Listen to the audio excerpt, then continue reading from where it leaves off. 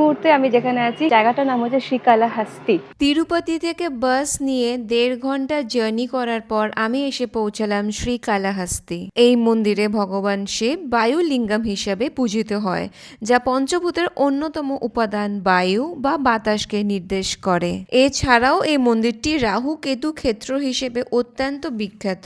দর্শন করার পর সিঁড়ি বেয়ে একদম উপরে চলে যান, ওখান থেকে ভিউটা অসাধারণ লাগে, পুরো মন্দির প্রাঙ্গণ দেখতে পাবেন। তাছাড়াও উপরে আছে শিব আর পার্বতীর একটি স্ট্যাচু। এই বড় 2 সাদা মূর্তিটি অনেক দূর থেকে দেখা যায় এবং এটি পর্যটকদের অন্যতম প্রধান আকর্ষণ। আর এই পাহাড়টি শিবের পরম ভক্ত কান্নাপ্পার স্মৃতিতে উৎসর্গ করা হয়েছে।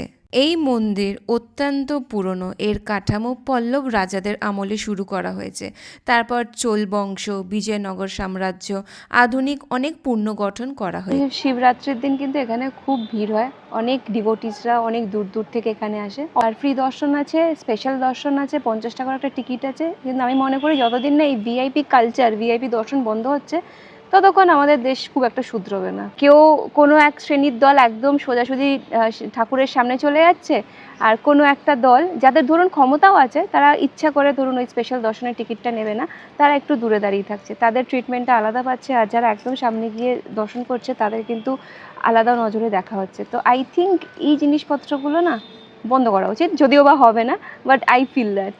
তো যাই হোক, আমি যেখানেই যাই সেখান থেকে কিছু না কিছু কিনে নিয়ে আসি। এখান থেকেও আমি এটা কিনে নিয়ে যাচ্ছি। মন্দির থেকে বেরিয়ে দেখলাম একটা বিশাল বড় একটা দরজা, ভেবেছিলাম আরেকটা মন্দির, কিন্তু এটা একটা বিশাল বড় দরজা যেখানে লোকজন শুয়ে বেশ রিল্যাক্স করছে। আর বিকেল হওয়ার সাথে সাথে এখানকার ক্লাইমেটটাও অনেকটা চেঞ্জ হয়ে গেছে। লাস্টে একটা কথাই বলবো, এত পুরনো মন্দির পঞ্চভূত স্থলমের বায়ুলিঙ্গম, এর ব্যাপারে আমি আগে খুব একটা বেশি জানতাম না। স্বয়ং মহাদেব চেয়েছে বলেই আজকে আমি এখানে এসে তার দর্শন করতে পেরেছি। থ্যাংক ইউ সো মাচ ঠাকুর, তুমি এরকমভাবেই আমাকে তোমার নানান মন্দিরে ডেকো, আমি যাতে গিয়ে তোমার দর্শন করতে পারি। সবাইকে ভালো রেখো। হর হর মহাদেব।